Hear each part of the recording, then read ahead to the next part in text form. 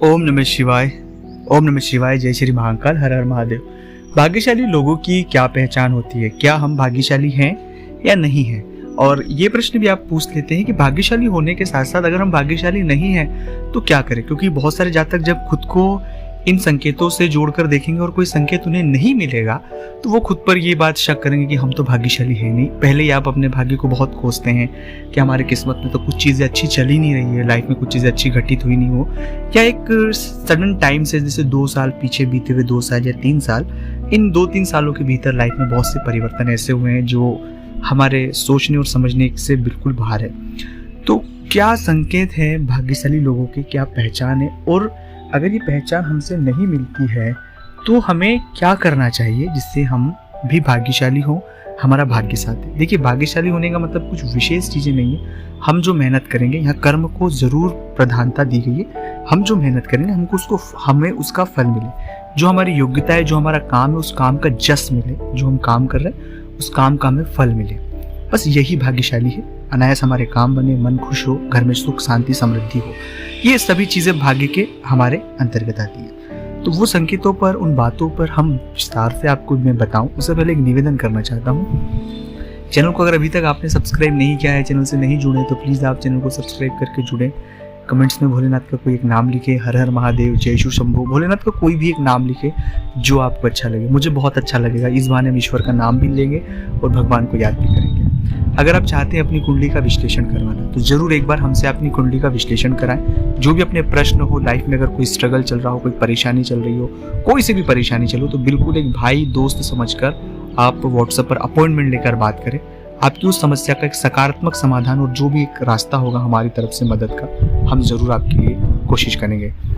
अब दोस्तों, सबसे पहला संकेत होता है कि अगर आप किसी व्यक्ति को देखकर, जैसे किसी व्यक्ति को किसी चीज़ की ज़रूरत है, या आपको देखकर जब किसी व्यक्ति के हालात ख़राब है या चीज़ें आपको लग रही है कि बहुत दया आती है, मतलब आपके मन में दया कूट कूट कर भरी। दया मानव का स्वाभाविक नैसर्गिक भाव है, लेकिन सामान्य से बहुत ज़्यादा दया होना, मतलब आप अगर किसी को दुखी देख लेंगे तो 2 दिन तक बेचैन हो जाएंगे कि मैं उसके लिए कुछ कर नहीं पाया, बहुत ज़्यादा दुखी हो जाएंगे। ये भाव अगर आपके साथ बार बार ऐसा हो रहा है, बचपन से हो रहा है या कई सालों से, कई समय से हो रहा है, तो आप पर ईश्वर की कृपा है। खुद को बदलने की कोशिश मत करिए। अगर आप खुद को बदलने की कोशिश करेंगे तो समझना आप ईश्वर की कृपा को बदलने की कोशिश कर रहे हैं। ये होना अपने आप में बहुत बड़ी बात है। हाँ, ये अलग बात है कि इससे हमें धोखे, छल कपट, कई बार हमारी परेशानियां बढ़ जाती है, लेकिन ईश्वर हमारी मदद करते हैं और हमें उनसे परेशानियों से बाहर निकालते हैं।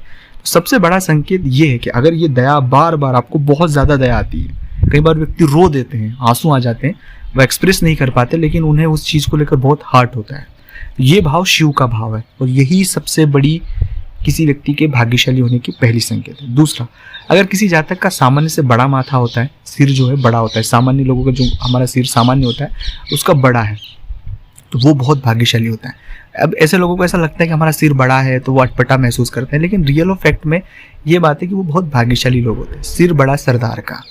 तीसरा जो है महत्वपूर्ण बात है कि अगर जिस भी जातक के शरीर पर कहीं भी लाल तिल हो, लाल तिल बहुत रेयर होते हैं, काले तिल तो हम और आप सबको पाए जाते हैं, लेकिन लाल तिल बहुत कम लोगों को पाए जाते हैं। तो अगर आपके शरीर पर कहीं भी लाल तिल है तो वो व्यक्ति बहुत भाग्यशाली है। चौथा, जिस जातक ने गुरु मंत्र लेकर रखा है वो बहुत भाग्यशाली है। वो इसलिए भाग्यशाली है क्योंकि गुरु मंत्र के जप करने मात्र से 9 ग्रहों की शांति मिलती है, 9 ग्रहों की परेशानियों से छुटकारा आपको मिलता है। और सबसे महत्वपूर्ण संकेत है कि अगर जो जातक अपने माता पिता के प्रति पूर्ण समर्पण है, पूर्ण श्रद्धावान है और उनकी सेवा उपासना करता है, वो जातक सबसे ज़्यादा भाग्यशाली है दोस्तों। उसके बारे में जितने शब्द कहा जाए कम है, उन पर शिव की विशेष कृपा होती है। घर में शंकर और पार्वती का रूप हमारे माता पिता हैं। तो ये जो भाव है, जब अपने माता पिता के प्रति जो डेडिकेट लोग हैं, उनके सभी ग्रह उन्हें हमेशा सकारात्मक परिणाम देते हैं। उनकी लाइफ में जो स्ट्रगल जरूर आता है, अप एंड डाउन आता है, लेकिन कभी भी उन्हें कुछ भी चीज़ें खराब नहीं होती, वो बहुत जल्द रिकवर करके बाहर आ जाते हैं। तो ये संकेत थे भाग्यशाली लोगों के। अगर इसमें से कुछ भी संकेत आपसे मिल रहे हैं तो कमेंट्स में ज़रूर बताएं कि हाँ, हमें ये संकेत मिल रहे हैं। और दूसरी बात, अगर आप चाहते हैं अपनी कुंडली का विश्लेषण हमसे करवाना, जीवन में कोई तकलीफ, परेशानी या कोई भी चीज़ें जो खराब चल रही है, तो एक बार जरूर हमसे बात करें। स्क्रीन पर नंबर चल रहे हैं, व्हाट्सएप पर अपॉइंटमेंट ले, फिर बात करें। उसका फीस लागू है दोस्तों। शायद आपकी किसी समस्या का एक सकारात्मक समाधान आपको मिले। ओम नमः शिवाय।